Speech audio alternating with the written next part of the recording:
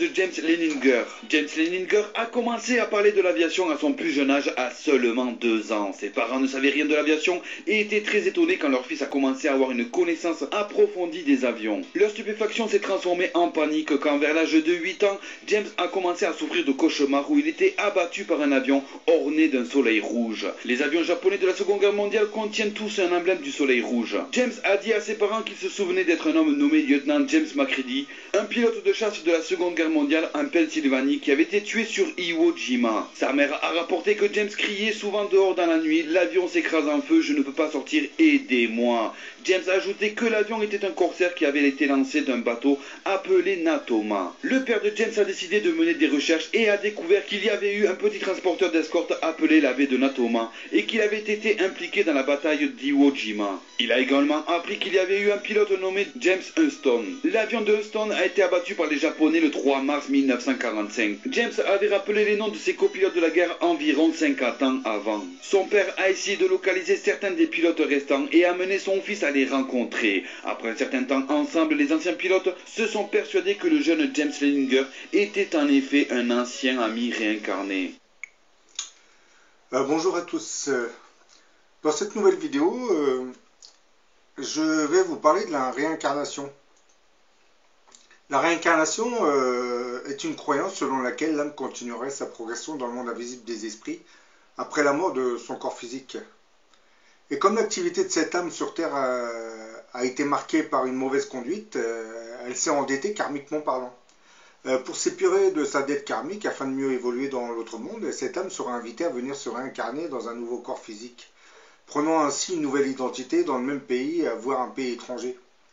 Bien que les trois religions monothéistes, judaïsme, christianisme et islam, ne mentionnent pas officiellement ce phénomène de la réincarnation dans leur enseignement, on peut tout de même admettre que certains versets bibliques en feraient allusion.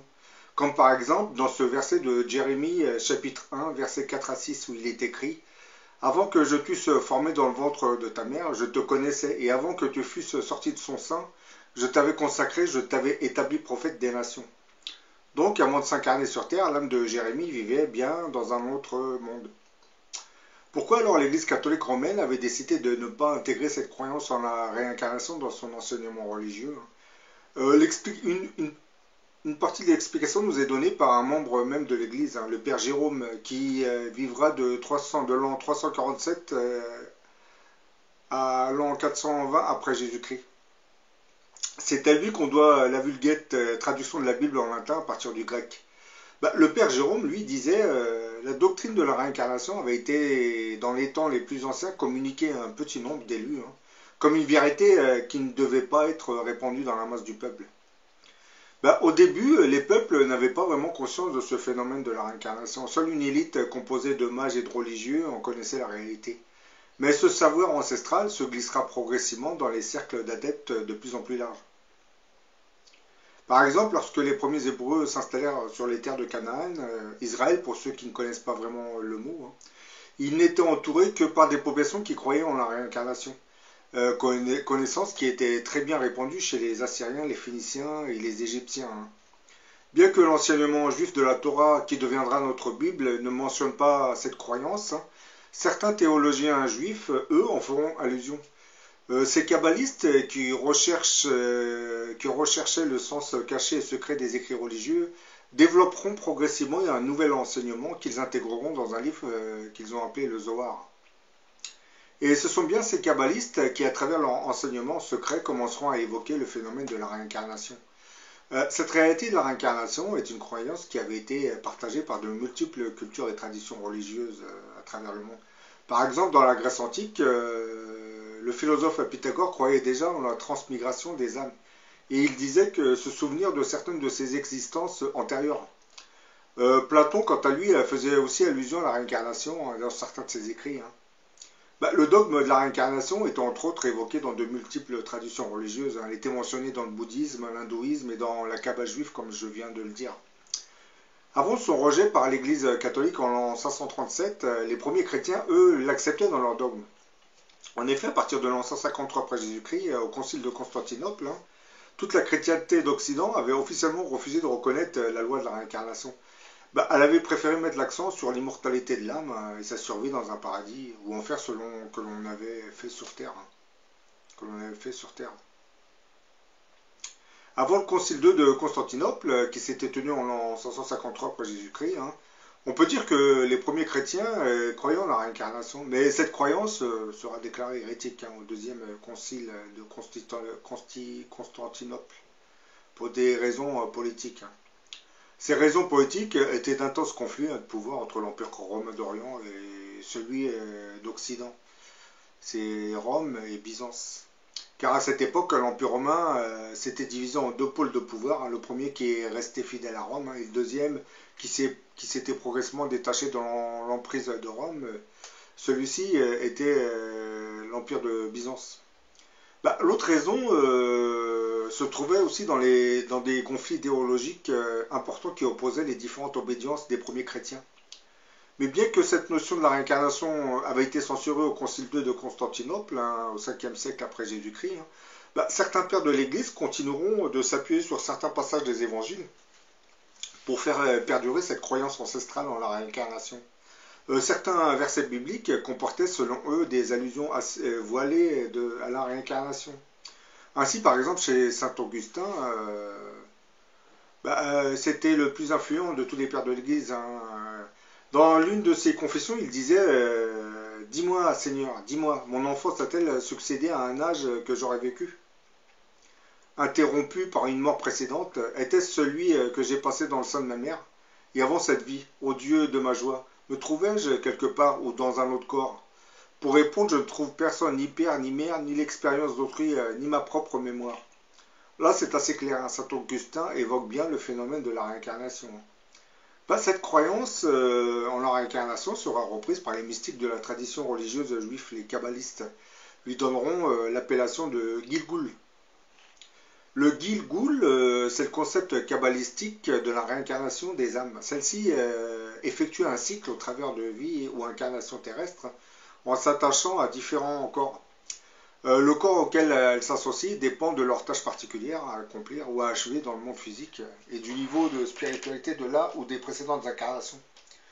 La réincarnation peut être un châtiment, mais aussi une opportunité offerte à une âme pour se perfectionner ou réparer ses anciennes fautes.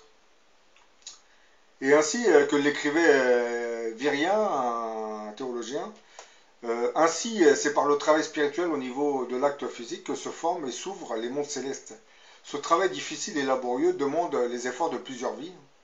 Et c'est pour cette raison que l'âme est soumise au cercle constant des réincarnations, que la Kabbale appelle Gilgul, rotation sphère, parce qu'il s'agit bien d'un mouvement circulaire, celui de la ronde des morts et des naissances. D'après la Kabbale, la réincarnation n'est pas vraiment gratuite, ni même un simple châtiment. Elle viserait aussi à rectifier, voire corriger certaines fautes passées. Le kabbaliste Caro, lui, insiste sur ce fait dans le cadre de sa théorie de la réincarnation. Il disait le flux perpétuel du Gilgul, c'est-à-dire la réincarnation, n'est pas un châtiment, mais au contraire un instrument de perfectionnement, mis à la disposition des âmes qui n'ont pu atteindre leur perfectionnement au cours d'une seule existence terrestre. Le Zohar, le livre des splendeurs, comprend 5 sections, dont l'une s'intitule le livre de la transmigration des âmes. Et là, je vais vous en donner un petit extrait qui parle de la réincarnation. Toutes les âmes sont soumises à la transmigration, mais les hommes ignorent les desseins du Très-Haut qui les regarde. Ils ignorent qu'ils seront jugés à chaque heure, au moment de venir en ce monde et de le quitter. Ils ignorent combien de nombreuses transformations et de mystérieuses épreuves ils doivent traverser, et comment de nombreuses âmes et de nombreux esprits errent en ce monde, faute de pouvoir retourner au palais du roi divin. Les âmes doivent retourner dans la substance absolue, d'où elles sont issues, mais pour y parvenir, elles doivent développer toutes les perfections dont elles portent le germe en elles. Si elles n'ont pas rempli cette condition au cours d'une vie, elles doivent recommencer une deuxième, une troisième, et ainsi de suite, jusqu'à ce qu'elles aient atteint à cette condition qui leur permet de retourner s'unir à Dieu. Dans la religion islamique, le phénomène de la réincarnation serait évoqué à travers certains versets du Coran. Par exemple, la religion des Druzes n'intègre pas... Les Druzes, c'est un groupe qu'on retrouve au Liban, un groupe religieux. La religion des Druzes n'intègre pas la charia et les obligations rituelles. Il voit une référence à la réincarnation dans le verset 28 de la deuxième sourate, Al-Baqarah, la vache. Là, je vais vous citer le verset. Comment pouvez-vous renier Allah alors qu'il vous a donné la vie, alors que vous en étiez privé, puis vous a fait mourir, puis il vous a fait revivre, et enfin vous retournez à lui. Et vous étiez mort, et Dieu vous ramena à la vie, il vous fera mourir, et il vous rendra à la vie. Et à la fin, il vous réunira en lui. Les différentes religions n'évoquent pas le phénomène de la réincarnation, car dans leur enseignement religieux, ils nous apprennent que l'âme est immortelle et qu'elle rejoindra le monde spirituel qui correspondra à ce qu'elle aura fait de sa vie sur Terre. En langage plus clair, l'âme va aller soit au paradis, soit en enfer. C'est la vision que nous donnent les différentes religions monothéistes de l'après-vie. Bien entendu, il n'évoque pas la réincarnation. Parler de la réincarnation remettra en cause toute cette conception spirituelle de l'après-vie.